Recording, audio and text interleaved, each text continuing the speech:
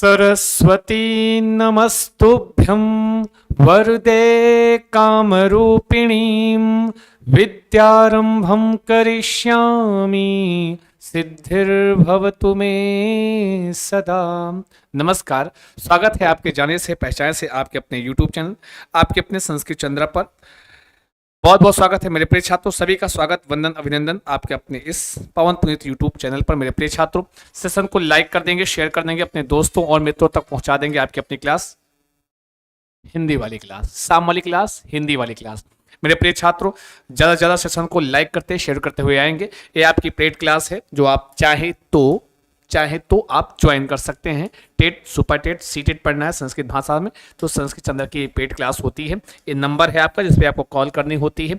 और जो छात्रों पेड क्लास लिया है वो एकदम ओपन नंबर है ये नंबर, और हम ही कनेक्ट करते हैं, हम ही आपसे बात करते हैं, है जी। मैं कोशिश करता हूँ कि अपने छात्रों से मैं स्वयं बात करूँ, उनकी सारी समस्याओं का समाधान मैं स्वयं करूँ। तो ये आपका नंबर है, इस पर आप कॉल कर सकते हो, व्हाट्सएप कर सकते हैं, चाहो तो मिस कॉल कर सकते हैं। आइए आइए आइए आ जाओ, जितने छात्र हैं आदाब जी, नमस्कार। जो भी छात्र हैं, सुमैया चौधरी जी, शुभांगी जी, शुक्रिया शुक्रिया, धन्यवाद जी। आइए, ये आपका संस्कृत चंद्रा का टेलीग्राम चैनल है। ये संस्कृत चंद्रा का टेलीग्राम है। जो अभी तक नहीं ज्वाइन किए हैं वो आज जाके तुरंत ज्वाइन कर लेंगे टेलीग्राम को। वहीं पे पीडीएफ और नोट्स, हिंदी वाली पीडीएफ आज वहीं पर हम प्रेषित कर देंगे, ठीक है जी। हिंदी भी जो भी ऑनलाइन बोर्ड के पेपर हम करवा रहे हैं, संस्कृत चंद्रा का ये आपका है ना टेली नामक ग्राम है। ज्यादा से ज्यादा सेशन को लाइक करेंगे, शेयर करेंगे, अपने दोस्तों और मित्रों तक पहुंचाएंगे। रजनी जी, सर जी आज लेट क्यों? स्वागत है रजनी राठौर जी। आगे चलते हैं, आगे बढ़ते हैं। ये पहला प्रश्न है, उत्तर आप लोग करोगे, जितने लोग जुड़े हुए हो सभी का स्वागत, गुड इवनिंग, सभी को मेरा नमस्कार है। आंसर करोगे पहला प्रश्न आपका कि जब बच्चे घर और समुदाय से अलग अलग भाषा अनुभवों के साथ विद्यालय में प्रवेश लेते हैं तो शिक्षक को विद्यालय में क्या करना चाहिए? ध्यान देना, कल हमारी क्लास खराब हो गई थी, आज उसको थोड़ा सा, तो चलिए जी।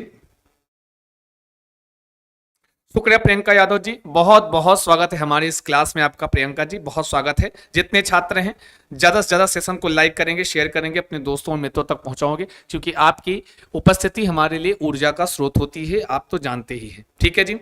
चलो जी, चलो जी, बहुत खूबसूरत, बहुत बढ़िया जी।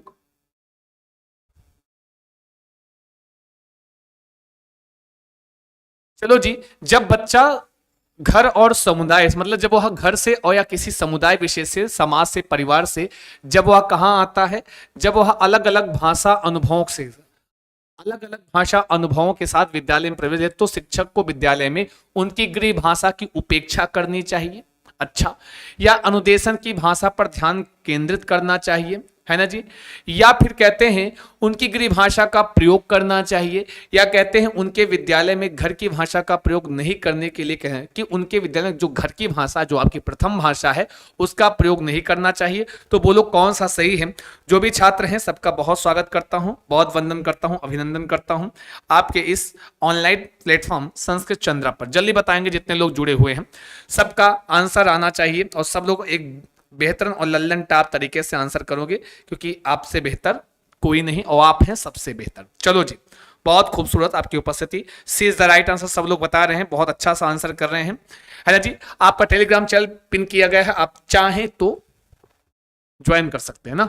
बताइए जी, अगर बच्चा कभी भी, घर की जो भाषा होती है वो हमारी प्रथम भाषा कहलाती है, जो घर की भाषा होती है वो प्रथम भाषा कहलाती है, और प्रथम भाषा एक आधार का कार्य करती है अन्य भाषाओं को सीखने के लिए या अन्य पाठ्य वस्तुओं को सीखने के लिए। जो पहली भाषा होती है वह आधार का कार्य करती है, तो उसका तो भैया ये कभी मत करना कि उसकी आप उपेक्षा करो, ठीक है जी।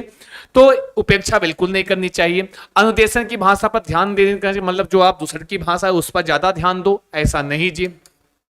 उनके विद्यालय में घर की भाषा का प्रयोग नहीं करने के लिए कहना चाहिए, ये तो बहुत गलत बात। मैंने कहा ना कि प्रथम भाषा आधार का कार्य करते, तो आप कह ही नहीं सकते हो। वैसे भी 2020 ज्यादा से ज्यादा मातृभाषा के शिक्षण पर जो है वो ध्यान देता है, तो बिल्कुल आपका इसमें जिन्होंने कहा है सी, बहुत खूबसूरत, बहुत प्यारा सा और लल्लन टाप सा उत्तर किया है, तो सी इज द राइट आंसर, एकदम बेहतरीन उत्तर किया है मेरे प्रिय छात्रों। प्लीज निवेदन बस छोटा सा है कि सेशन को आप बढ़ाते रहिए, शेयर करते रहिए अपने दोस्तों और मित्रों तक। चलो जी, सी इज द राइट आंसर, बहुत खूबसूरत, बहुत प्यारा सा आंसर किया है। आइए आगे आगे चलते। नमस्ते जी, आर शर्मा जी, बहुत स्वागत है। आगे बढ़े, आगे चलें, अगला क्वेश्चन देखिए, उत्तर करेंगे। देखिए इसमें हिंदी संस्कृत का अनुवाद हमको नहीं करना है, तो ये फटाफट होता है, इसलिए इसका नाम क्या रखा है, फटाफट प्रश्नोत्तरी। जल्दी बताओ जी। उज्ज्वला जी बहुत स्वागत है, आर शर्मा जी, अर्चना जी, नेहा जी, रजनी गुप्ता जी, सभी का स्वागत बंदन। बताएंगे कि बच्चों को प्रभावी संप्रेषणकर्ता बनाने के लिए, प्रभावी संप्रेषण मतलब विचारों का आदान प्रदान वो बहुत अच्छे से कर पाए, उसके लिए बात कर रहे हैं। शिक्षक को निम्नलिखित में से किसका अभ्यास उनके साथ नहीं करना चाहिए? ध्यान देना कि बच्चों का जो संप्रेषण है, जो उनके विचारों का आदान प्रदान है, वह क्या हो, वह प्रभावी हो, वो खूबसूरत बहुत बढ़िया हो। इसके लिए एक शिक्षक को क्या नहीं करना चाहिए, फटाफट बता दो जितने लोग हो जी, जल्दी बताओ जी। बहुत स्वागत है मेरे प्रिय छात्रों, जो भी छात्र आए हैं। अंतिमा दुबे, अंतिमा जी गुड इवनिंग, नमस्कार जी। सी दूसरे का सी बता रहे हैं, वाह वाह क्या बात है, आपसे बेहतर कोई नहीं। हमें पता है कि आप अच्छा आंसर करते हैं, लेकिन ध्यान देना थोड़ा सा कि भाई भाषा के साथ खेलना, अच्छा भाषा का उत्पादन या ज्ञान का निर्माण एवं उसे साझा करना, ज्ञान का निर्माण करना। ध्यान देना नेगेटिव प्रश्न है, नहीं करना चाहिए। बताना कि निम्नलिखित में से किसका अभ्यास उनके साथ नहीं करना चाहिए? ज्ञान का निर्माण एवं उसके साथ साझा करना। भाई ज्ञान का निर्माण करके और संप्रेषण होता क्या है? विचारों का आदान प्रदान। तो जब हम अपने ज्ञान को साझा कर रहे हैं, मतलब विचारों का आदान प्रदान हो रहा है, तो ये तो भाई करना ही चाहिए। बेहतर प्रदर्शन के लिए, भूमिका निर्वाह के लिए संवादों को याद करना, रटना, है ना जी। यहां पर बच्चों को देखिए बेहतर संप्रेषण करता अगर बनना है, तो अगर चीजों को याद करोगे, स्मरण आपको याद करना यह उपयुक्त नहीं है। आप भाषा के साथ खेलना, संप्रेषण करता, आप देखते हैं आपकी क्लास में जब कभी आप लैंग्वेज पढ़ते हो, चाहे अंग्रेजी से स्पीकिंग कोर्स करते हो, तो भाषा का खेल है। आप देखते होंगे कभी कभी आप हिंदी का देखते हैं, जो सुडोकू वगैरह आता है आप बनाते हो, भाषा का खेल है, ठीक है जी। हाँ तो ये बिल्कुल। और उसके बाद आप भाषा खेल में से आप अंत्याक्षरी खेलते हो भाषा को ले। हाँ संस्कृत की अंत्याक्षरी खेल लिए, हिंदी की अंत्याक्षरी खेल लिए कि हमें श्लोक बोलेंगे, हमें पद्य बोलेंगे, फिर आप उससे बोलना, ठीक है जी। भाषा का उत्पादन, भाषा एक अभिव्यक्ति का साधन तो है ना जी। तो अभिव्यक्ति के माध्यम संप्रेषण होता है, इसका भी प्रयोग उचित है। ज्ञान का निर्माण, उसे साझा करना मैंने बता दिया है, तो नहीं उपयोगी है, तो D is the right answer. एकदम सही है, कर लो जी सारे सही। जितने लोग जुड़े हैं सभी का स्वागत, वंदन, अभिनंदन, एकदम लल्लन टाप उत्तर। आपसे बेहतर कोई नहीं, चूंकि आप हैं सबसे बेहतर। बस थोड़ा सा प्लीज निवेदन है, सेशन को और बढ़ाएंगे जी। हाँ जी निगेटिव वर्ड है जी, बिल्कुल। देखिए ये डिपेंड करता है मेरे प्रिय छात्र, अकॉर्डिंग टू क्वेश्चन। ये क्या होता है? अकॉर्डिंग टू क्वेश्चन ये डिपेंड करता है, ठीक है जी। अब यहां पर अगर हम संप्रेषणकर्ता की बात कर रहे हैं, यहां याद करके जो है हम भूमिका निर्वाह करा रहे हैं, प्रदर्शन के लिए, बेहतर प्रदर्शन के लिए भूमिका निर्वाह, रोल प्ले जिसको बोलते हो, उस संवादों को याद करके, याद करना इज अ नेगेटिव। हाँ जी, तो यहां अकॉर्डिंग टू क्वेश्चन आपका D is the right answer, एकदम सही किया है। आगे बढ़ते हैं, आगे चलते हैं। आपसे क्वेश्चन थोड़ा सा बढ़ा लेंगे, क्योंकि ये संस्कृत नहीं है, इसमें हमको अर्थ नहीं निकालना होता, तो जल्दी हो जाता है, ठीक है जी। हाँ, आओ जल्दी आओ। चुप्पे सेशन को प्लीज लाइक करेंगे, शेयर नहीं तो खींच के पेन मार देंगे, फिर कहना मत कि मार दिए, है ना जी। आओ जल्दी आओ मेरे प्रिय छात्र। निम्नलिखित में से कौन सा कथन सही है, कौन सा कथन सत्य है, यह बताना है। चलो बता दो, जितने लोग जुड़े हैं सबका स्वागत। शुभांगी जी हाँ जी बताओ कि कौन सा कथन सही है। अंग्रेजी कक्षा में आने वाले बच्चे साफ स्लेट की तरह होते हैं। कोरा स्लेट, तो कुछ नहीं लिखा है। कक्षा 1 में बच्चे अंग्रेजी बिल्कुल भी नहीं जानते। बच्चे अपने अनुभवों की पूंजी के साथ विद्यालय आते हैं। शिक्षार्थियों का अनुभव उनके सीखने में सहयोग नहीं करता है। तो बोलो कौन सा कथन सही है। जो बोलो, कुछ तो बोलो, लिख कर बोलो। सारे लोग आंसर करेंगे जितने लोग जुड़े हैं। सभी का स्वागत है, वंदन है, अभिनंदन। रजत कुमार सिंह जी बहुत स्वागत है जी। अनय प्रताप सिंह जी सभी का स्वागत है जी। टारगेट साइंस से रीना जी, चलो जो उज्ज्वला जी, फ्रेंड्स जी, सब लोग उत्तर करेंगे और बताएंगे जी कौन सा वाला एकदम राइट और लल्लन टॉप उत्तर है। सब लोग एक बढ़िया से अच्छी सी प्यारी सी स्माइली के साथ, लाल पीले हरे नीले बैगनी वाले हृदय के साथ उत्तर करेंगे। आपकी जिम्मेदारी है। आओ बोलो कि भैया ऐसा कौन सा कथन है जो ये लोग कह रहे हैं सी इज द राइट आंसर, एकदम लल्लन टॉप। क्या बताएं, आपसे बेहतर कोई नहीं, इतना अच्छा आंसर कर रहे हैं सब लोग, है ना जी। तो इसके लिए आपको एक छोटा सा थंब तो बनता ही है मेरी ओर से आप सबके लिए, मेरे प्रिय छात्र, ये मेरी ओर से आप सबके लिए, ठीक है जी। थंब सम। ओके, क्योंकि आपने एकदम लल्लन टाप उत्तर किया है, क्योंकि आपसे बेहतर कोई नहीं, मैंने बताया है कि आप हैं सबसे बेहतर। रीजन क्या है कि आपका आंसर सबसे बढ़िया है। बच्चे अपने अनुभवों की पूंजी के साथ विद्यालय आते हैं। यह नहीं है कि अंग्रेजी कक्षा में आने वाले बच्चे साफ स्लेट की तरह, बच्चा तो कोरा कागज साफ स्लेट तो होता ही नहीं होता ही नहीं है। उसके अंदर कुछ ना कुछ, जब वो विद्यालय आता है तो वह अपने परिवार से, अपने माता पिता से, अपने अनुभवों को लेकर आता है। समझे ना जी? आप ये नहीं कह सकते उसको कुछ नहीं आता, वो खाली नहीं होता है। वह अपने परिवार से, अपने समाज से, अपने माता पिता से कुछ ना कुछ अनुभव ग्रहण करके अपनी मातृभाषा के साथ विद्यालय आता है। तो सी इज द राइट आंसर, एकदम सही है। यह कथन एकदम प्योरली एकदम सत्य है, बढ़िया है, अच्छा है। आई बात गई समझ में? कौन समस्या हो तो बताओ। सुमैया चौधरी जी बहुत स्वागत, प्रिया यादव जी, मुंह न बनाओ चुप पे उत्तर करो, निमेश त्यागी जी बहुत स्वागत है आपका। आइए क्लास को लाइक करते हुए आए, सेशन को शेयर करते हुए, जो भी छात्र हैं एक अच्छा सा प्यारी सी स्माइली हमेशा बनाए रखिएगा संस्कृत चंदा के साथ। आगे बढ़ते हैं, आगे चलते हैं। अगला प्रश्न आपकी स्क्रीन पर है। प्रत्येक बच्चा वाक्य विन्यास संबंधी नियमों के साथ लैस होता है, जिसे सार्वभौमिक व्याकरण कहते हैं। यह से संबंधित है, याद रखना, सार्वभौमिक व्याकरण। सार्वभौमिक व्याकरण की बात आए तो भी हम बताते हैं क्या सही करना होता है। चलो बता दो, जितने लोग जुड़े हुए हो सब लोग सेशन को लाइक करते। पुष्पांजलि पांडे जी, उत्तम सिंह जी बहुत स्वागत है जी। जी दूसरे का, चौथे का बताओ। प्रत्येक बच्चा वाक्य विन्यास संबंधी नियमों से लैस होता है। वाक्य विन्यास बोले तो आप पद वाक्य है ना जी, वर्ण इत्यादि से वह लैस होता है। अब कह रहे हैं वह जिसे सार्वभौमिक व्याकरण कहते हैं। एक तो सार्वभौमिक व्याकरण की परिभाषा है, समझो कि जैसे बच्चा जो है वाक्य, शब्द, पद आदि से परिचित होता है, हाँ वो सब सार्वभौमिक व्याकरण के अंतर्गत आता है। वही कह रहे हैं इनसे संबंधित, यह किससे संबंधित है? चलो बताओ। भाषा अर्जन क्षमता से, भाषा अर्जित क्षमता से, सीखना अर्जन प्रेरणा से, भाषा अर्जन प्रेरणा से। क्या बात है? चलो जी, जो भी छात्र हैं बहुत अच्छे जी, बहुत स्वागत है सभी का मेरे प्रिय छात्रों। आपसे बेहतर कोई नहीं, चूंकि आपका उत्तर हमेशा और हमेशा लल्लन टाप आता है। हिंदी का स्कोर आप बहुत अच्छा कर रहे हैं जी, ठीक है जी।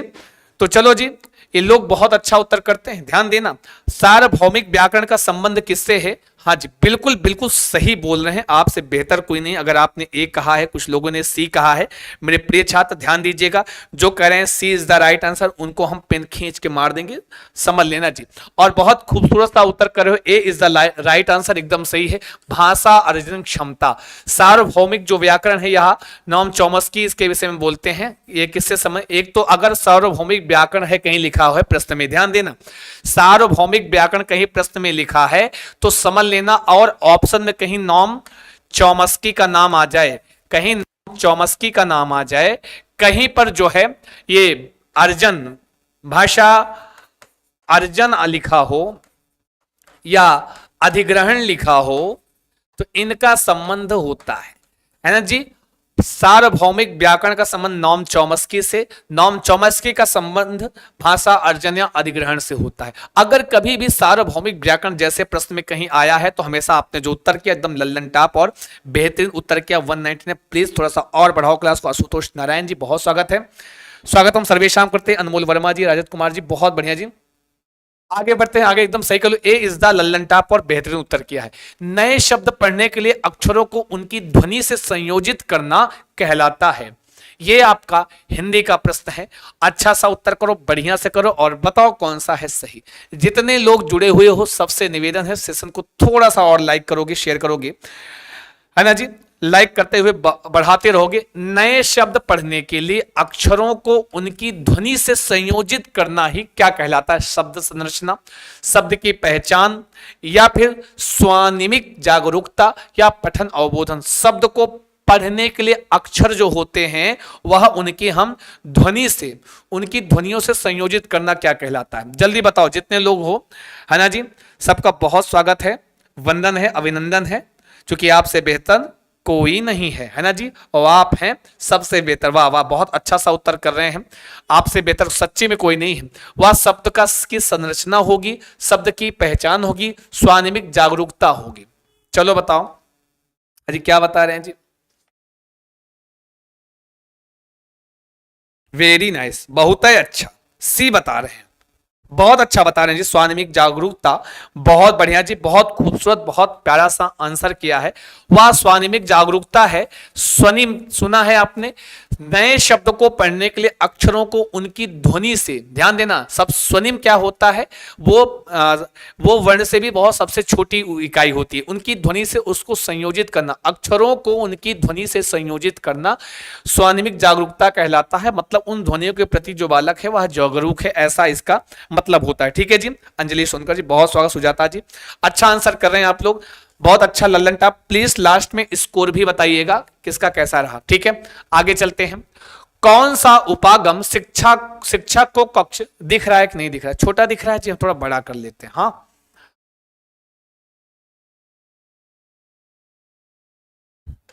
कह रहे हैं कौन सा उपागम शिक्षक को कक्षा कक्ष में, मतलब क्लासरूम में अन्य भाषाओं की सराहना कर दें और उनकी अवधारणाओं को समझने हेतु शिक्षार्थियों के लिए एक सेतु उपलब्ध कराता है। ध्यान देना, एक सेतु उपलब्ध कराता है तथा उनकी घर की भाषा एवं विद्यालय के अनुदेशक की भाषा के बीच एक निकटतीय सूत्र का विकास करता है। ये त्रिभाषा सूत्र है, बहुभाषिक उपागम है, बहुश्रेणी उपागम है, या फिर प्रत्यक्ष उपागम है। ध्यान देना, ऐसा कौन सा उपागम है जिसमें शिक्षक क्लासरूम में क्या करता है, क्लासरूम में अन्य भाषाओं की सराहना करने, जो अन्य भाषाएं हैं उनकी सराहना करने और अवधारणाओं को समझने हेतु शिक्षार्थियों के लिए एक पुल का निर्माण करता है, एक सेतु का निर्माण कराता है तथा उनकी घर की जो लैंग्वेज है वो विद्यालय के अनुदेशक की भाषा के बीच निकटतीय सूत्र का विकास करता है। वो त्रिभाषा सूत्र है, बहुभाषिक उपागम है, बहुश्रेणी उपागम। जल्दी बोलो जितने लोग जुड़े हुए हो। सब लोग कह रहे हैं B is the right answer. Baba Mohammad Atiq ji बहुत बहुत स्वागत है। लाल पीला हरा नीला आप उत्तर करते रहेंगे, आप चूंकि आपसे बेहतर कोई नहीं है और आप हैं सबसे बेहतर। सर जी कह रहे हैं B is the right answer, सच्ची बता रहे हैं, अब कहो तो कह ही दें, बहुत कसम तो नहीं खाएंगे लेकिन उत्तर बहुत ही लल्लन टाप किया है। अगर आपने कहा है बहुभाषिक उपागम, क्या कह दिया है आपने, कहा है बहुभाषिक उपागम के अंतर्गत आता है। इतना अच्छा आंसर करने के लिए बहुत बहुत शुक्रिया, बहुत बहुत धन्यवाद। चूंकि भाई साहब देखो कौन सा कक्षा कक्ष में अन्य भाषाओं की सराहना करने, ध्यान देना, जब बहुभाषी कक्षा होती है तो हमारे जो बहुभाषी छात्र होते हैं, हाँ जी मैंने बताया कि कोई तमिल बोलता है, कोई तेलुगु का है, कोई संस्कृत बोलता है, कोई अंग्रेजी बोलता है, सभी की भाषाओं की सराहना।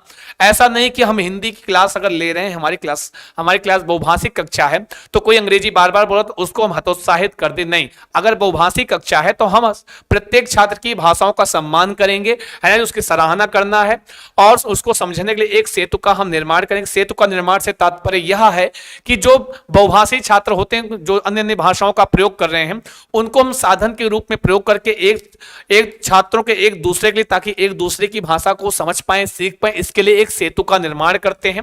ठीक है जी, तो ये बहुभाषिक उपागम के अंतर्गत आता है।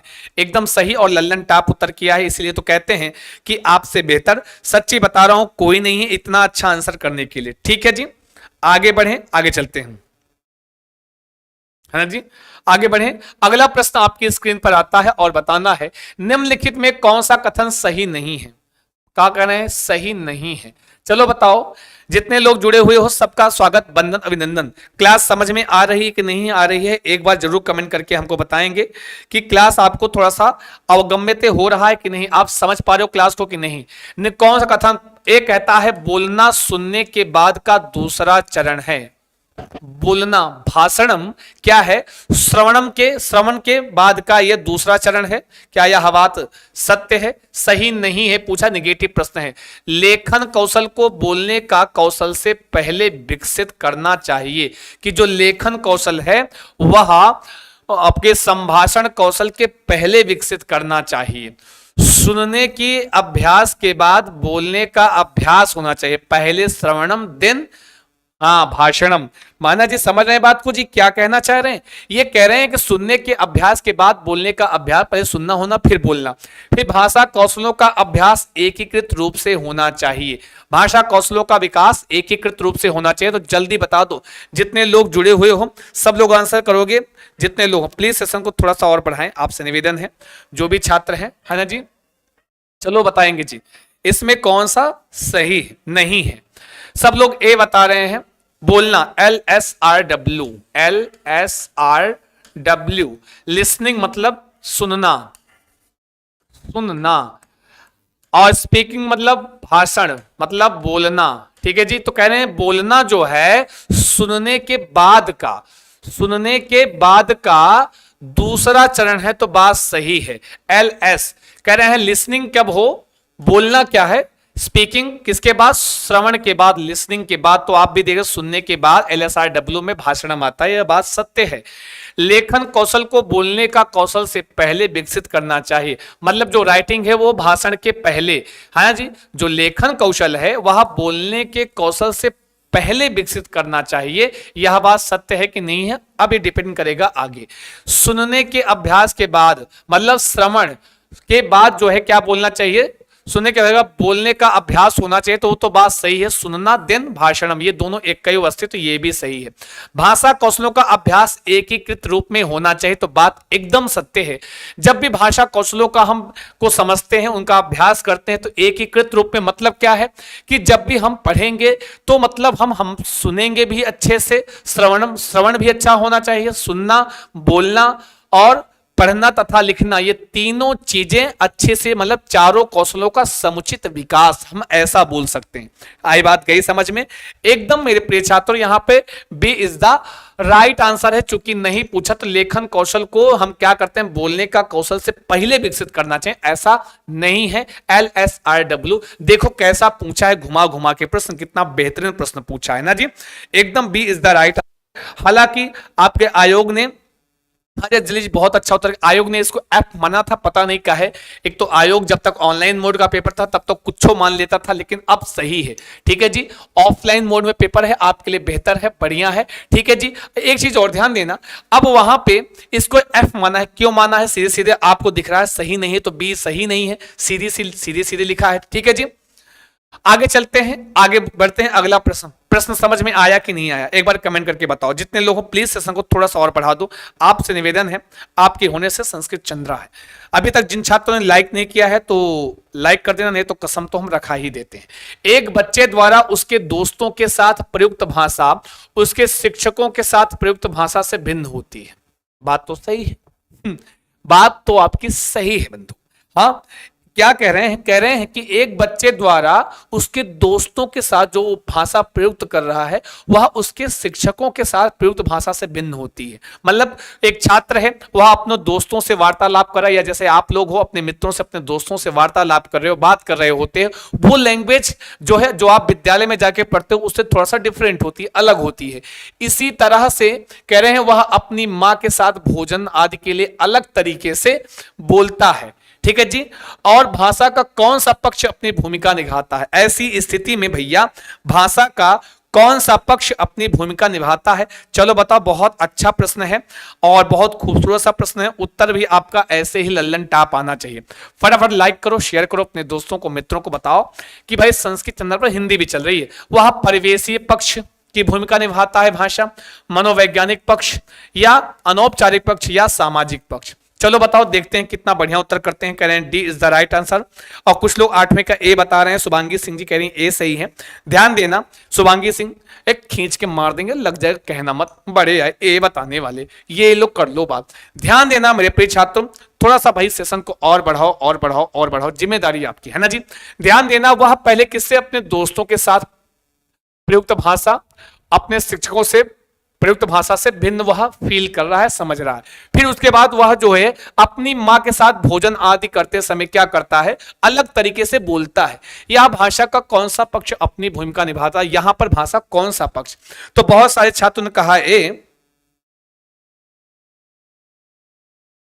कोई बात नहीं, बहुत स्वागत है, आइए क्लास में सभी का स्वागत। हाँ, कहें गुरुजी जब आपने कहा ए गलत तो सीधी सी बात डी ही सही होगा। यह सामाजिक पक्ष है। भाषा का कौन सा पक्ष है, उसके अपने आप अपने दोस्तों से बात करते हुए वार्ता कर रहे हो, अपने माता पिता से, अपने परिवार में होने अपने भाई बहन से जो वार्ता कर रहे हो वह भाषा के सामाजिक पक्ष की भूमिका निभाता है। तो D is the right answer, एकदम लल्लन टाप और बेहतरीन उत्तर किया है, बहुत खूबसूरत, बहुत प्यारा सा। आई बात गई समझ में, कौन समस्या ना से। हाँ जी, अर्चना शर्मा जी, सतीश मणि त्रिपाठी जी, सभी का बहुत स्वागत करता हूं। Not C, only D. आगे बढ़ते हैं, आगे चल अगला प्रश्न।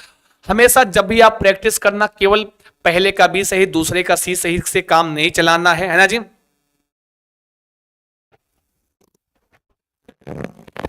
जानते हैं ना जी। यहां पर कभी भी प्रश्न को समझना यह सबसे बड़ी चीज है। जब प्रश्न को पढ़ो तो समझकर आंसर करो। हमेशा सीटेट क्या कोई भी परीक्षा होगी आप बेहतर से निकालोगे। तो निवेदन बस इतना है, जब मैं प्रश्न को समझाऊं तो तब बढ़िया से समझ लिया करो। उत्तर तो कोई बात नहीं, उसको तो हम बताने आए हैं, हम भी बताएंगे, आप भी बताओगे, ठीक है जी। लेकिन जब प्रश्न को बताऊं तो अच्छे से समझ लेना। क्या कहें, शादी कर लिए सर? अरे विकास यादव,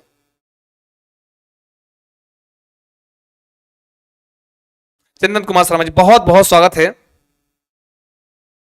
आज मैंने लगा मेरी हिंदी भी कमजोर हो गया है। मारे खींच के, कमजोर किसी का कुछ नहीं होता है ना जी। बहुत बढ़िया जी, सबसे बढ़िया, अच्छा सीखते हो। आओ, एक शिक्षिका पहले अपने शिक्षार्थियों को काल के नियम स्पष्ट करती है। काल, ध्यान, एक शिक्षिका है, सबसे पहले क्या करती है, अपने शिक्षार्थियों, अपने छात्रों को काल का नियम स्पष्ट कराती है। फिर उसके बाद उन्हें वर्तमान काल, भूतकाल, भविष्यत काल पर आधारित वाक्य बनाने के लिए कहती है। पहले वो काल के बारे में बताती है। ध्यान देना भाई, थोड़ा सा और बढ़ा दो, 300 तो कम से कम कर ही दो, आप लोग की जिम्मेदारी है। हैं, हृदय हृदय के साथ उत्तर करो, सूखा उत्तर मत किया करो, ठीक है जी। हाँ जी, किरण शर्मा जी, सभी का स्वागत। अंजलि जी, हाँ जी, लाल पीले हरे नीले हृदय के साथ उत्तर करें। और या तो हमारी क्लास में कैसे उत्तर करना होता है मेरे प्रिय छात्रों, तो उसमें उत्तर करना होता है आपको किससे, बोलो ना जी, अच्छी सी प्यारी सी स्माइली। तो वह भूतकाल आज का आधेवाग, वे इसका अनुगमन कर रहे हैं। निगमन उपागम का, आगमन उपागम का, स्थिति परक उपागम का, संरचनात्मक उपागम का। जितने लोग जुड़े हैं सब लोग बताएंगे। आज ही इसको मैं पढ़ा के आया हूं अपने पेड वाली क्लास में। जल्दी बताओ, एक शिक्षिका सबसे पहले काल का नियम बता रही, क्या बता रही है, नियम स्पष्ट कर रही है। देखो मैंने कहा था आज ही, अर्चना शर्मा जी ध्यान दीजिएगा, मैंने निगमन पद्धति आज मैं अपनी क्लास में पढ़ाया हूं। पेड क्लास में निगमन, व्याकरण के निगमन पद्धति, उस इसी को ही, निगमन को ही क्या कहते हैं, सूत्र पद्धति एक नाम से जानते हैं। किस नाम से, सूत्र पद्धति के नाम से जानते हैं। चाहे सूत्र पद्धति लिखा हो, चाहे निगमन पद्धति लिखा हो। आगमन उपागम को अधिष्ठापन विधि भी कहते हैं। ऐसा आपको संस्कृत में थोड़ा ज्यादा मिलेगा। फिलहाल हम दोनों पर हैं, दोनों समझते, इसको हम अधिष्ठापन विधि के नाम से भी जानते हैं, आगमन को, ठीक है जी। हालांकि आपका उत्तर हमेशा बढ़िया रहता है। वैसे आज भी अच्छा सा प्यारा सा आंसर कर रहे हैं आप लोग, है ना जी। और सब लोगों ने कहा है ए, तो वाकई ए इज द राइट आंसर, एकदम लल्लन टाप उत्तर किया है मेरे प्रिय छात्रों। क्यों, रीजन है कि पहले शिक्षार्थियों काल का नियम स्पष्ट कर रही है, फिर उनसे वाक्य का निर्माण करने के लिए कह रही है। एकदम लल्लन टाप और बेहतरीन उत्तर, बहुत खूबसूरत, है ना जी। चलो जी, बहुत बढ़िया जी, चलो जी, बहुत खूबसूरत, बहुत प्यारा सा। ए इज द लल्लन टाप उत्तर अगर आपने कहा है ए, एकदम सही है, एकदम बढ़िया है ना जी। वह क्या है, निगमन उपागम है, निगमन उपागम। आई बात गई समझ में, एकदम लल्लन टाप उत्तर, बाकी सब गलत है। ये सही है, पहले चूंकि वह नियम स्पष्ट कर रही है, फिर उनसे वाक्य का, ये सारे काल पर आधारित वाक्य का निर्माण करने के लिए कहे। सीधे पहली बात पर नियम आया तो इसका मतलब है वह सूत्र पद्धति का प्रयोग कर रही है, वह निगमन पद्धति का प्रयोग कर रही है। आई बात गई समझ में, आगे चलते हैं, आगे बढ़ते हैं। अगला प्रश्न है, भाषा समृद्ध परिवेश एक ऐसे परिवेश की ओर संकेत करता है जो बच्चे को डैट डैट के अवसर उपलब्ध कराता है। हिंदी भाषा का प्रश्न, जल्दी बताओ, 30 नंबर का काम यहां से भी हो जाएगा, ठीक है जी। जो भी छात्र हैं, आज आपकी उपस्थिति थोड़ा सा कम है ना जी।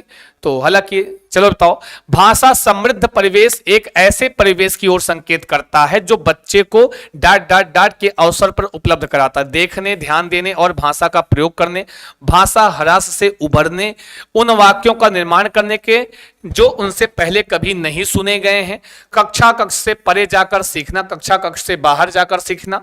तो चलो बताओ जी, इसमें कौन सा सही, जितने लोग जुड़े हैं जी।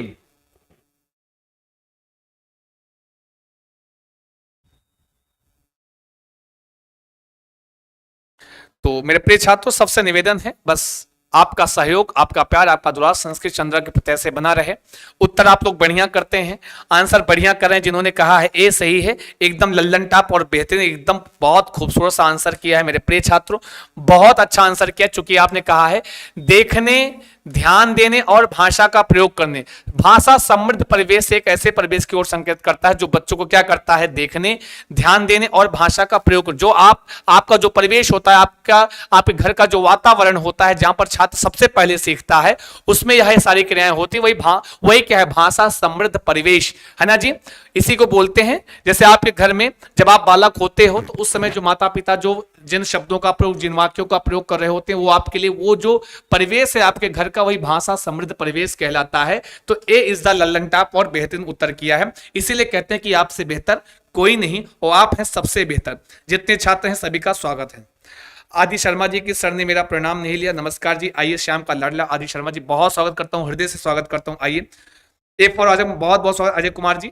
आइए आइए आगे चलते हैं, आगे बढ़ते हैं, समझते चलिएगा। फिर कहते हैं निम्नलिखित में से कौन सा कथन सत्य नहीं है। लो कर लो बात, सत्य नहीं है यह बताना है, कौन सा कथन आपका सत्य नहीं है इसको बताएंगे। अब जब ऐसा ध्यान देना, जब प्रश्न ऐसा हो कौन सा कथन सत्य नहीं है या कौन सा कथन सत्य है, इसका मतलब है थोड़ा और ध्यान से पढ़ना है उसको। हाँ, उन जो भी उनके ऑप्शन होंगे उनको और अच्छे से पढ़ना है। उनको क्या करना है जी, हमको और बढ़िया से पढ़ना होता है। समझे कि नहीं समझे? और देख लेते हैं।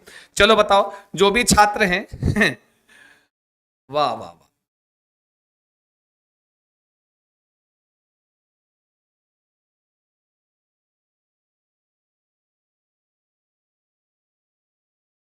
वही वाला है।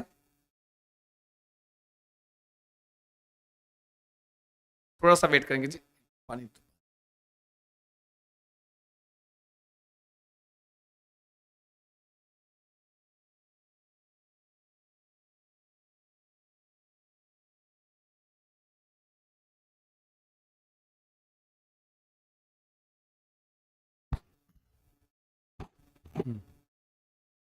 चलो जी, सही नहीं है और पढ़ते हैं ना जी। आकलन बच्चे की खूबियों, आवश्यकताओं, रुचियों और प्राथमिकताओं की पहचान करने में मदद करता है। ध्यान देना, पहला ऑप्शन है आकलन क्या है, बच्चों की खूबियों, उनकी आवश्यकताओं, उनकी रुचियों और उनकी प्राथमिकताओं को वह पहचानने में मदद करता है। फिर कहते हैं आकलन बच्चे के निष्पादन की संभावनाओं को बढ़ाता है और मध्यवर्तन के माध्यम से आधारभूत सहयोग प्रदान करता है। आकलन शिक्षार्थियों के निष्पादन का कक्षा में परस्पर एक दूसरे के साथ तुलना करने में मदद करता है। हैं? क्या बात सुनना फिर से, कक्षा में परस्पर एक दूसरे के साथ, मतलब छात्रों के साथ तुलना करने में मदद करता है। आकलन सीखने संबंधी रिक्तियों और सीखने संबंधी कठिनाइयों की शुरुआत पहचान करने में मदद करता है। तो कौन सा कथन सत्य नहीं है, जल्दी बोलो जितने लोग जुड़े हुए हो, अच्छा आंसर कर रहे हो। आपने अगर सी वाला ऑप्शन पढ़ा होगा तो तुरंत आपने सही आंसर कर दिया होगा। एक तरफ से सभी छात्र कहें 10वीं का ए सही। प्रमोद कुमार जी नहीं जी, प्रमोद जी ए नहीं सही है। बहुत खूबसूरत, कोई बात नहीं, चार्ज नहीं है तो, है ना जी। तो जिन्होंने कहा है सी इज द राइट आंसर, बिल्कुल कभी भी हम आकलन इसलिए नहीं करते हैं कि हाँ, और ये भी सुन लो, कभी भी अपनी क्लास में अगर ऐसी कुछ बात कही जाए कि छात्रों की आपस में तुलना की जाती है, ई छात्र अच्छा नंबर लाए, ई वाला कम लाया, इस तरीके की चीजें हो रही हैं तो वह निगेटिव होता है, वह सीटेट उसको नहीं मानता है। वही चीज यहां पर कह रहे हैं, कक्षा में परस्पर छात्रों को एक दूसरे के साथ तुलना करने में यह आकलन मदद करता है। तो यह बात सत्य नहीं है, तुलना कभी नहीं करना चाहिए। तो चूंकि यही नहीं है, निगेटिव प्रश्न है, इसलिए आपका उत्तर सी इज द लल्लन टॉप और बेहतरीन उत्तर किया है। एक अच्छी सी प्यारी सी स्माइली के साथ आंसर करें। हमें पता है आप लोग थक जाते हैं पढ़ते पढ़ते, इतना ज्यादा क्लासेस आप लोग लेते हैं ना जी। आगे चलते हैं, आगे बढ़ते हैं। निम्नलिखित में से कौन सा संप्रेषण परक भाषा शिक्षण पद्धति के बारे में सत्य नहीं है? चलो भैया, सत्य असत्य की बात बड़ी आती है। हाँ जी, बब्बी सैनी जी बहुत स्वागत, सब लोग बताएंगे, इसमें बहुत अच्छा सा बताएंगे जी। सत्य नहीं है, चलो बताओ क्या सत्य नहीं है। कह रहे हैं कि संप्रेषण परक भाषा शिक्षण पद्धति, यह ध्यान में रखते हुए तब प्रश्न पढ़ना, ऑप्शन पढ़ना, यह शिक्षार्थियों को जीवन की वास्तविक स्थितियों का सामना करने के लिए बढ़ावा देती है। कौन? संप्रेषण परक भाषा शिक्षण, मतलब जिससे बढ़िया से संप्रेषण हो सके। फिर कहते हैं वर्तनी एवं व्याकरणिक त्रुटियों को कम करने पर केंद्रित करता है संप्रेषणात्मक भाषा शिक्षण। ध्यान से पढ़ना, यह शिक्षार्थियों को अर्थपूर्ण एवं प्रामाणिक संप्रेषण परक क्रियाकलापों के लिए तैयार करता है। किसके लिए? अर्थपूर्ण एवं प्रामाणिक संप्रेषण परक क्रियाकलापों को, या फिर यह लक्ष्य भाषा में अर्थपूर्ण तरीके से संप्रेषण करने हेतु भाषा प्रयोग पर बल देती है। जितने छात्र हैं सबसे निवेदन है, सब लोग उत्तर करेंगे और अच्छा बताएंगे जी। हाँ, जो भी हैं बहुत स्वागत है, वंदन है, अभिनंदन है सभी छात्रों का। और उत्तर आप लोग बहुत अच्छा कर रहे हैं, जो लोग आंसर कर रहे हैं इतना खूबसूरत सा आंसर कर रहे हैं जी। थोड़ा सा हमारे यहाँ लेट चल रहा है जी, हाँ बहुत बढ़िया जी, थोड़ा सा लेट चल रहा है, बहुत बढ़िया। अगर आपने कह दिया है बी, वर्तनी एवं व्याकरण की त्रुटियों को, जहां संप्रेषण की बात हो रही है वहां त्रुटियों को कम करने पर बल कहां हम केंद्रित करेंगे? जी नहीं, बिल्कुल नहीं, एकदम सही बताया। अगर आपने कहा है बी, एकदम लल्लन टाप और बेहतरीन और खूबसूरत सा प्यारा सा आंसर किया है। क्यों? क्योंकि आपसे बेहतर कोई नहीं मेरे प्रिय छात्रों। यहां पर संप्रेषण परक भाषा शिक्षण पद्धति की बात की जा रही है, ऐसी भाषा शिक्षण की पद्धति जिसमें हम संप्रेषण अच्छे से कर लें, ठीक है जी। इसके विषय में सत्य नहीं है तो बिल्कुल व्याकरणिक त्रुटियां को कम करने पर इस पर ध्यान केंद्रित किया जाता है, ऐसा बिल्कुल नहीं होता है। तो चूंकि वहां नहीं पूछा है, नेगेटिव पूछा है, तो आपका B is the right answer. बाकी सब है गलत, अकॉर्डिंग टू क्वेश्चन सब गलत है और B is the right answer. बहुत खूबसूरत, बहुत प्यारा सा। प्लीज सेशन को लाइक करते हुए आएंगे जितने छात्र जुड़े हुए हों, ठीक है जी। शुक्रिया जी, धन्यवाद जी। सोमया चौधरी जी बहुत धन्यवाद। इस आपके यही तो, ये सब हमारे लिए एक ऊर्जा का स्रोत होता है, हमारे लिए इस भरी गर्मी में हमारे लिए ग्लूकोन डी का काम करता है, आपके कमेंट्स और आपकी पसंद, ठीक है जी। कोई बात नहीं, पूजा सिंह जी हिमांशी मैम की क्लास से आ रहे हैं तो कोई बात नहीं, सारी क्लासेस ज्वाइन किया करो जी, है ना जी। हिमांशी मैम भी आपके लिए आवश्यक है क्योंकि वो सीडीपी का बहुत बड़ा पोर्शन आपका कवर कराती हैं, तो उनको भी पढ़ो, अच्छे से पढ़ो, है ना जी। और आइए संस्कृत और हिंदी के लिए भी हम आपका स्वागत करते हैं। संस्कृत चंद्रा पर मैंने दोनों शुरू कर दिया है। एक शिक्षक शिक्षार्थियों के मौखिक अभिव्यक्ति के विकास के समय उनसे कहते हैं, ध्यान देना, एक शिक्षक है वह छात्रों के मौखिक अभिव्यक्ति के विकास के समय, जब बालक मौखिक अभिव्यक्ति करता हो तो उस समय उनसे कहते हैं कि हमें बोलते समय कुछ महत्वपूर्ण कारक रखने चाहिए। जब हम किसी से बोलते हैं तो हमारे शब्दों के चयन को प्रभावित करने वाले कारक हैं। ध्यान देना, जब हम शब्दों का जो हम चयन करते हैं, जो हम अपनी भाषा से, जब हम अपने भाषा की अभिव्यक्ति करते हैं, इन्होंने लिखा है मौखिक अभिव्यक्ति जब हम किसी भाषा को कर रहे होते हैं, उसमें जो हम शब्दों का प्रयोग करते हैं एक कारक के रूप में हम कह रहे हैं उसमें से कि जो कुछ महत्वपूर्ण कारक रखने चाहिए, जो जब हम किसी से बोलते तो हमारे शब्दों के चयन को प्रभावित करने वाले कारक कौन से होते हैं? संदर्भ होता है, वातावरण होता है, वह व्यक्ति जिससे हम बोल रहे होते हैं, या फिर डी अभिप्रेरणा। बताना इसको, हमारे शब्दों को, जो हमारे शब्दों का चयन होता है उसको प्रभावित करने वाले कारक कौन से हैं? संदर्भ, वातावरण, वह व्यक्ति जिससे हम बोल रहे हैं, या अभिप्रेरणा। ऑप्शन ए कहता है पहला, दूसरा एवं तीसरा। पहला, दूसरा और तीसरा। बी कहता है पहला, तीसरा और चौथा। पहला, संदर्भ, किस संदर्भ में आप वार्ता कर रहे हो। तीसरा बोले तो सी, वहां पे जिससे हम बोल रहे हैं।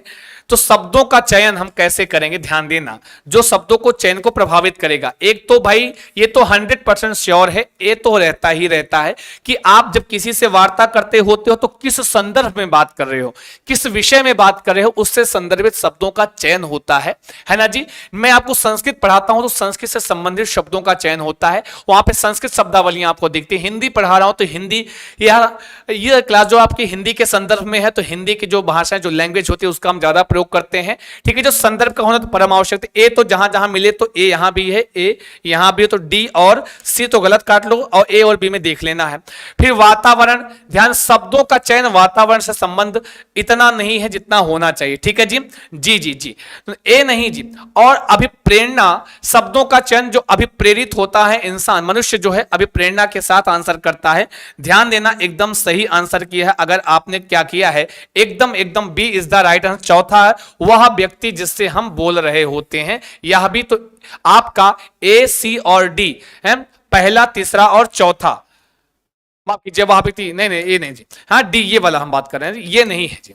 ध्यान देना, फिर से यहां पर क्या है, जिस संदर्भ में बात कर रहे हो तो वह शब्दों के चयन को प्रभावित करेगा, ठीक है जी। फिर तीसरा कहते हैं सी, बोले तो सी इज द राइट आंसर। कहते हैं वह, या भी जिससे आप वार्ता कर रहे हो, तो जिससे वार्ता कर रहे हो मम्मी से, अच्छा ये बताओ, अपनी मम्मी से बात करोगे, वहां का शब्दों का चयन, अपने फ्रेंड से बात, अपने दोस्तों से बात करोगे, वहां पे शब्दों का चयन, अपनी अपनी फ्रेंड से बात कर रहे हो, महिला मित्र से, आप पुरुष मित्र से बात कर रहे हो, वहां पे शब्दों का चयन, एक शिक्षक से बात कर रहे हो, वहां पे शब्दों का चयन प्रभावित होगा कि नहीं होगा, अलग अलग होगा कि नहीं होगा, तो ये भी प्रभावित करता है। अभी प्रेरणा भी, आप अभी प्रेरित होते हैं, तो बिल्कुल ए और सी और डी, आपका बी इज द लल्लन टॉप और बेहतरीन आंसर किया है, आपसे बेहतर कोई नहीं। और बहुत सारे छात्रों ने बताया है, लेकिन थोड़ा सा ध्यान देंगे, है ना जी। बहुत खूबसूरत सा, बहुत प्यारा सा आंसर किया जी आप लोग। क्यों जी, आपसे बेहतर कोई नहीं, तभी तो कहते हैं आप हैं सबसे बेहतर। एकदम लल्लन टॉप और बेहतरीन उत्तर किया है, अच्छा आंसर कर रहे हैं जी। आगे चलते हैं, आगे बढ़ते हैं। उपचारात्मक शिक्षण उन शिक्षार्थियों के लिए है जिन्हें क्या किया जाता है। चलो बोलो, जितने छात्र हैं उपचारात्मक शिक्षण के बारे में बताएंगे। जो भी छात्र हैं, उपचारात्मक और निदानात्मक, यह मैंने अपनी पेड क्लास में पढ़ा दिया है। अगर पेड क्लास में आते हैं, हिंदी और संस्कृत दोनों का फायदा होगा। वहां पे उपचारात्मक और निदान, प्रकरण को नहीं समझ सकते अथवा समस्या का सामना करते हैं, कक्षा में शामिल होने में अनियमित होते हैं, सीखने संबंधी अक्षमता है उपचारात्मक शिक्षण, लक्ष्य भाषा में निपुण। तो चलो बोल दो ना जी, एक जोरदार आंसर के साथ। जितने लोग आंसर कर रहे हो बहुत बहुत स्वागत। थोड़ा सा क्लास को और बढ़ाएं, कम से कम 300 प्लस पहुंचाएं, यह आपसे निवेदन है। आंसर अच्छा करते हैं जी, नहीं जी, देखिए संप्रेषण आपसे बेहतर, ध्यान देना मेरे प्रिय छात्रों। कुछ लोग अभी इस पे सवाल उठा, वातावरण पे ध्यान देना।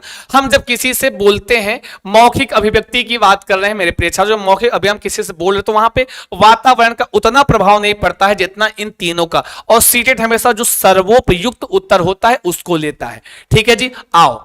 उपचार और सीखने में, जब हम भाषा सीखते हैं उसमें आपका वो प्रभावी होता है, आपका एनवायरमेंट, आपका वातावरण।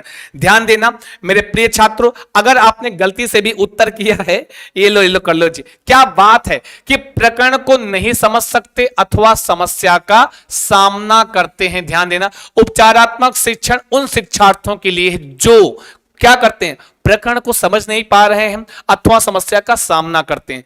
तो आप सबने लगभग यही बताया, तो लल्लन टॉप भी नहीं होगा अर्चना जी। ध्यान देना, उपचार कब किया जाता है, जब कोई समस्या है, जब प्रकरण को नहीं, जैसे क्या होता है, हो सकता है कि जैसे मैं पढ़ा रहा हूं, संस्कृत पढ़ाऊं, संस्कृत में कुछ ऐसे शब्द हैं जो आप उच्चारण नहीं कर पा रहे हो, है ना जी। तो क्या करेंगे, उसके लिए हम निदान करेंगे, और निदान करेंगे तो ये पता चल जाएगा कि भाई बालक जो है प्रकरण को समझ नहीं सक रहा है, समझ नहीं पा रहा है। और फिर इसके लिए जब निदान होगा तो उसके लिए उपचार की भी आवश्यकता पड़ेगी। और यही पूछा है कि उपचारात्मक शिक्षण उन शिक्षार्थियों के लिए आवश्यक होता है जो प्रकरण को समझ नहीं सकते हैं अथवा समस्या का लगातार क्लास में सामना करते हैं, तो उनके लिए उपचार की आवश्यकता होती है। तो ए इज द लल्लन टॉप और बेहतरीन उत्तर किया है। सच्ची बताओ, सही है कि नहीं है। जो भी छात्र हैं, बहुत स्वागत है सभी का, और स्वागत, वंदन, अभिनंदन संस्कृत चंद्रा के इस ऑनलाइन प्लेटफॉर्म पर। आपसे बेहतर कोई नहीं। प्लीज थोड़ा सा और सेशन को लाइक कर दें, शेयर कर दें, है ना जी।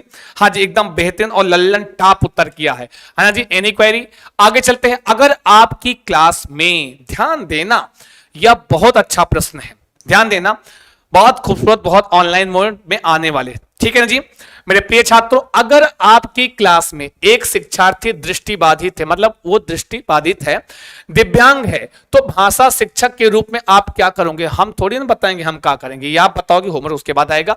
अगर आपकी क्लास में एक शिक्षार्थी दृष्टिबाधित है, तो दिव्यांग है, तो भाषा शिक्षक के रूप में आप क्या करोगे, जल्दी बताओ जी। जी प्रिया यादव जी, चाय पीते हुए आंसर कीजिए, कोई बात नहीं है। ए इज द लल्लन टॉप उत्तर, है ना जी मेरे प्रिय छात्र। आपसे बेहतर कोई नहीं है, मुझे पता है, आप बहुत अच्छा उत्तर करते हो ना जी।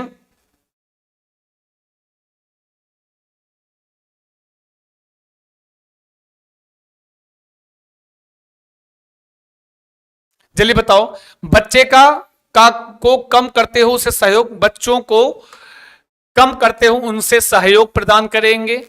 पाठ्य वस्तु को सुनने और पढ़ने के लिए ब्रेल मतलब किताब और श्रव्य सहायता उपलब्ध कराएंगे।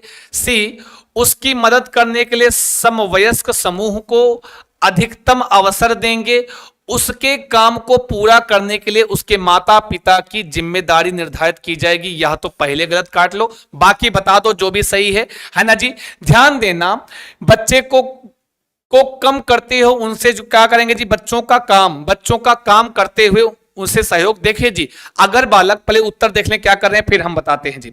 हाँ जी, वाह वाह, बहुत अच्छा, कुछ लोग आंसर करें, बहुत बेहतरीन आंसर कर रहे हो। ये लास्ट प्रश्न है, उत्तर एकदम जोरदार के साथ करना जितने लोग जुड़े हुए हो जी। हाँ, वाह वाह, ये कह रहे हैं बी सही है।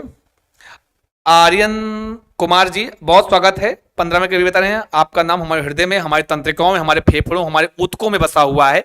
ये लोग ए बता रहे हैं, आओ हम बताते हैं क्या होगा। नॉट ए है ना जी, नहीं नहीं जी, हाँ ए के बाद बी आता है तो वही वाला सही होगा।